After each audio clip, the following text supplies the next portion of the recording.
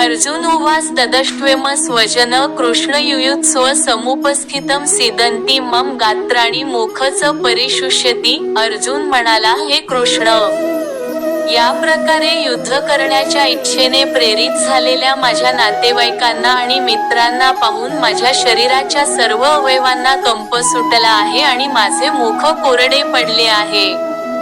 तात्पर्य: भगवंतांवर ज्या व्यक्तीची प्रामाणिक भक्ती आहे त्या व्यक्तीकडे देवदेवता आणि सत्पुरुषांच्या ठिकाणी आढळणारे सर्व सद्गुण आढळतात। पण जो अभक्त आहे तो भौतिकदृष्ट्या शिक्षण आणि सुसंस्कृती याद्वारे कितीही प्रगत असला तरी त्याच्याकडे दैवी सद्गुणांचा अभावच असतो। अर्जुनाने जेव्हा आपापसांत युद्ध करण्याच्या इच्छेने प्रेरित होऊन युद्धभूमीवर जमलेल्या आपल्या मित्रांना, सगेसोयऱ्यांना आणि नातेवाईकांना पाहिले, तेव्हा तो त्यांच्याबद्दलच्या करुणेने अत्यंत व्याकुळ झाला। आपल्या सैनिकांबद्दल तर त्याला पूर्वीपासूनच सहानुभूती वाटत होती आणि आता विरुद्ध पक्षाकडील सैनिकांचा अटळ मृत्यू पाहून त्याला त्यांच्याबद्दलही करुणा वाटली। या प्रकारे विचार करीत असताना त्याच्या शरीराच्या सर्व अवयवांना कंप सुटला व तोंड कोरडे पडले।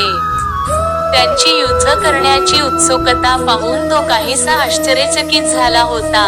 वस्तुतः संपूर्ण कुटुंब, अर्जुनाचे रक्ताचे नातेवाईकही त्याच्याशी लढण्यासाठी जमले होते।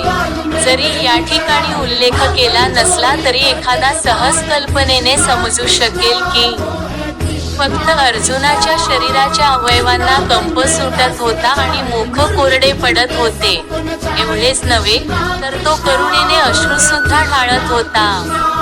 ही लक्षणे अर्जुनाच्या दुर्बलतेमुळे नव्हती, तर भगवंतांच्या शुद्ध भक्ताच्या ठिकाणी आढळणाऱ्या सहृदयतेमुळे होती।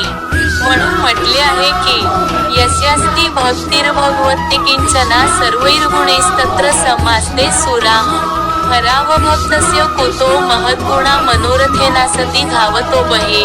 ज्याला पुरुषोत्तम श्री भगवान यांच्याविषयी दृढ भक्ती आहे त्याच्याकडे देवतांमध्ये आढळणारे सर्व सद्गुण असतात, पण जो भगवद्भक्त नाही त्याच्याकडे काहीच किंमत नसलेली केवळ भौतिक पात्रता असते।